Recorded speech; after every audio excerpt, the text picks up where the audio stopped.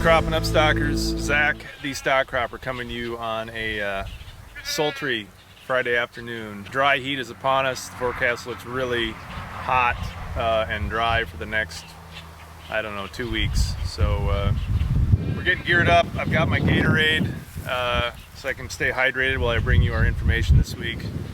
We're going to talk about things that have happened. First of all, we got hit by a frost last Saturday morning. Going to talk through that. We banded some of the sheep, lambs, and the goat kids. We're going to show you that. And funnest thing of the week is we made the Furrow. We made John Deere's magazines. We'll talk a little bit about that too. That's what's up this week. So last week we launched the barn out here in this, what I'm calling our parking lot area. We just have cereal rye that's starting to actually try to pollinate now. So we're moving these things twice a day, and you can see, what's the name for this one? What do you call it? Houdini. This is Houdini. Yeah, this is the one that loved to escape our temporary pen before this one. Jordan and Fia are moving this twice a day and getting the small ruminants into to fresh stuff and watering them. And but it's going good so far. We got our winch system hooked back up again, so they just click the button, raise the pen up, and just like with what you saw last year, we're just doing this until the other barns get here, which we anticipate still in about a week to 10 days is when we plan to have all three of them here and running.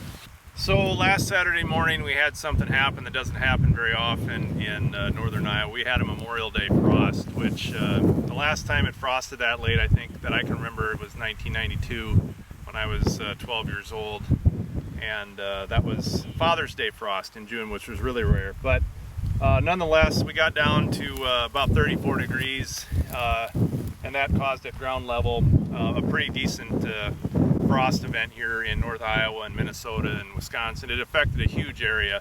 And unfortunately, with my management practices with using strip till and cover crops and having additional residue cover, I got hit especially hard, or at least my crops did, and the stock cropper plot did from that. And the reason is that when you use a lot of residue on top to help do all the positive things around soil health and limiting evapotranspiration and erosion control, the one thing that the cover crops do, or the additional residue do, it doesn't allow heat to escape. And in a frost event, what you need is the heat to escape and warm the microclimate right down around the corn here so that it doesn't freeze. And what happens when you have all this residue, it acts like a blanket, so the heat of the day from the previous day can't come up and warm this. Whereas if it was tilled, black, and didn't have any residue, those fields did a lot better in the frost event. But this is what the corn looks like kind of on a higher elevation, pretty much unimpacted. You can see a little bit of crispiness on the outside leaves. But this stuff looks pretty darn good. We'll go down and I'll show you what the damage looks like in a lower spot of the field so you can see that. So this row right here is down in a low spot. It's also next to this pasture strip here. And what we saw in a lot of these areas, anything close to a lot of vegetation took the frost harder, or in low-lying areas. This thing had both. So you can see these are what the frost-affected plants look like. They're all curled up. Basically what happens is it kills the tissue and fuses it at the top of the whorl, and then it doesn't allow it to unfurl. So the plant tries to keep pushing and it's all tied up. And so eventually what hopefully will happen on this corn is that if we get some wind and some heat, it'll break that loose, and then the corn plant can continue to grow. But until that happens, it's going to look kind of snarled up like this for a while. So I may actually come out with a rotary hoe this weekend, which is a device that can kind of tear through this and maybe try to disconnect some of these manually with mechanical means to kind of help them unfurl. Because the longer they stay curled up, the shorter the likelihood of them becoming a normal corn plant is. And especially in the cropper plot here, this is our high population outside row where we're hoping to grow 400 bushel corn this year. And so having this row screwed up kind of screws up our hopes on that, unless these things can get going relatively quickly and start to take off. So this is what frost damaged corn stuff looks like for those of you watching that aren't familiar with what that is. So we moved over a few feet to where our soybean strips are planted. Soybeans are different than corn in the fact that their growing point, so I didn't explain that before, corn's growing point is below the ground, so you can freeze it off up until the corn is roughly about this tall, and the corn will continue to grow or try to keep pushing. When beans are up, their growing point is above ground, or their growing points. And so if you get a hard enough freeze, you can actually kill soybean plants with a frost, and we definitely had that. That's what I've been spending a lot of my week doing, helping my seed customers get seed for replanting soybeans. But this is what the beans end up looking like when they die, where all the vegetation up top is killed off and there's no more shoots coming, and so that's going to be a plant that doesn't materialize to anything.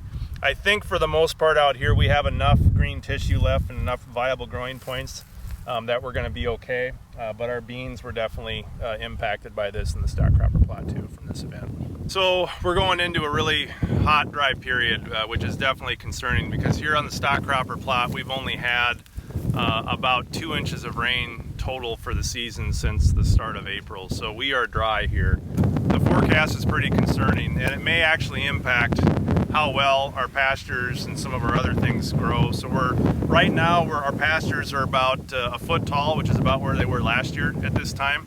So I'm hoping that we've got enough moisture to keep them going, so by the time the barns get here we'll have about 18 to 24 inches. With all the heat that we're going to have, if we've got moisture, we're going to grow a lot in the next week for next week's video. But the dry weather concern, looking at the 2-week forecast, is definitely alarming a little bit, considering how dry we were coming into the season and how little rain we've had up to this point. So that's the fun part of farming. There's no guarantees. Even if you spend a bunch of money on experimental barns, you're not guaranteed a pasture. So, but we'll have to see what happens.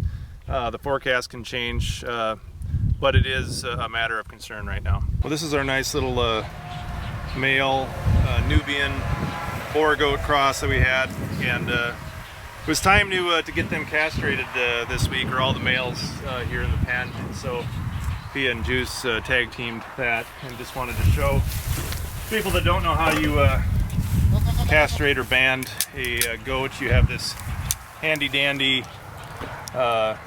spreader tool that you put a little rubber band on, I guess for better words, and you put it around their scrotum, and that constricts, and eventually the sac will dry out and fall off, and they no longer have the ability to reproduce. Did you have fun doing that, Fia? Was that the first time you've done that? For a goat, yes. Everybody should castrate a goat at some point in life. But anyway, they're doing happy, and Fia said they didn't even make a noise hardly after they did it, so not painful for them, and yeah, good stuff. The other thing I say is you can see our sheep are starting to shed. These are Katahdin haired sheep, and so they lose their whatever hair or wool or whatever you want to call it in the summertime, so they'll look more all short-haired for the summer months. They've been laying hair all over the place. Yeah, that's the update on the small ruminants here.